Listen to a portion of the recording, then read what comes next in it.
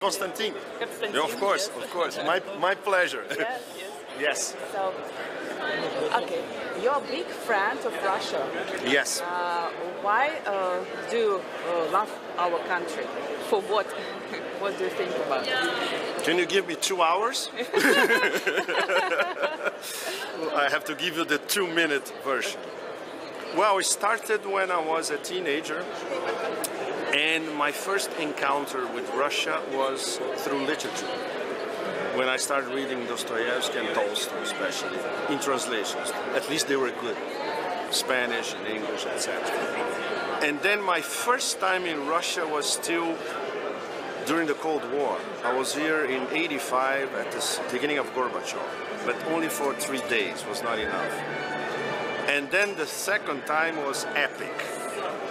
I came through the Trans-Siberian from Beijing. I arrived in Russia 1 month after the fall of the Soviet Union. And of course I was like, I said, no, I have to go back and redo 1,000 years of Russian history. And this is what my next visits to Russia was the same thing. And now, last year I started another period where I spent a lot of time in Moscow. I spent 4 months last year. I plan to spend 6 months this year, and coming back and learning from my Russian friends and connections. And here I am a student. And because I was born in the West, I grew up in the West, and I know everything that is horrible about the West from the inside. I can compare with Russian civilization and what Russia is trying to do now, and you see an enormous contrast, a gap. And I would say the moral high ground now is with Russia. So this is impossible to explain to the West, by the way, as you know better than we do. And why do you think it's impossible till now? Because now, not only now, I would say since the fall of the Soviet Union, during the 90s it was very easy for the West because they were exploiting Russia.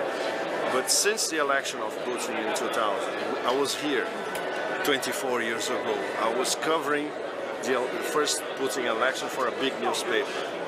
So I spent full months here. I started to learn the devastation in Russia in the 1990s. And then, okay, who's this guy? What is he going to do for Russia? But we could never imagine 24 years later that Russia would be re-emerging as a superpower with global influence, respected all over the world, which is not the case of the West anymore. And it's a mix of civilizational war, which it is, because I would say the nihilist West, they look at Russia, and Russia is everything that they hate. Conservative, traditional values, family, you name it, patriotic feelings, etc. All these things in the West are dead completely. They are very nihilistic. And of course, Russia is defending their interests, represented what's happening in Donbass, which I came from Donbass 2 weeks ago. And it was extremely impressive because I went back to Donetsk, and my first impression arriving in Donetsk, wow, this is a city still at war and very vulnerable. And I talk a lot with the local people.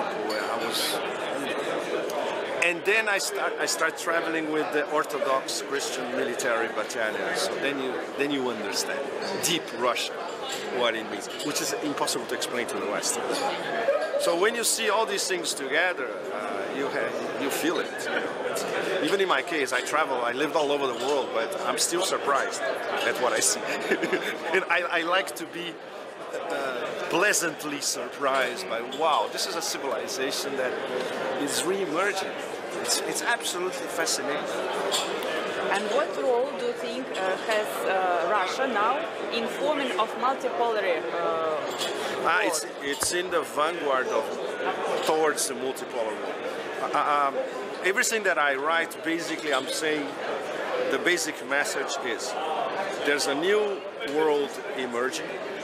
The old world is dying very fast. And the new world is being led essentially by Russia and China. Different ways, different approaches, but at the same time, quite similar in terms of two very powerful civilizational states that want a more fair and equitable world order, which is what we don't have at the moment. And Russia and China are at the forefront. Many reasons, very complex. One of them is the fact that Putin and Xi get along very well, and they talk about this all the time. And then everything goes to the rest of those governments. Then you have a meeting like this, for instance, which is a real multipolar meeting. You have people from all over the world here. It's 130 nations. It's fantastic. And is it possible to change the meaning of population in Western countries and in USA about Russia? Very difficult, because of something we're going to discuss in this meeting. They control the narrative. They control the social networks, they control the media. Everything that they say in Washington goes all over the world because they control all the channels of communication. So it's up to Russia, China, Islam, Africa, Latin America, Southeast Asia, Central Asia to have a different narrative and say, no, what's really going on in the world is this. We live here and we know. They don't live here and they don't know about the rest of the world because they don't care about the rest of the world. So that's the major difference. It's a clash of narratives. It's the unipolar narrative on one side, and now we have all those narratives from everywhere in the global south, like here, for instance, telling the story by themselves. And where do you live now? Good question. My third home is here. Paris, Bangkok, Moscow. And do you speak Russian a little bit? I need time. And I don't have time. I wish I had time. I wish I had 6 months, stop everything, okay, I'm going to speak Russian in 6 months. If I could do that, I would. But a little bit something? In our profession, it's a nightmare. You have to work all the time. I see. Thank you very much. Thank you, guys. Thanks.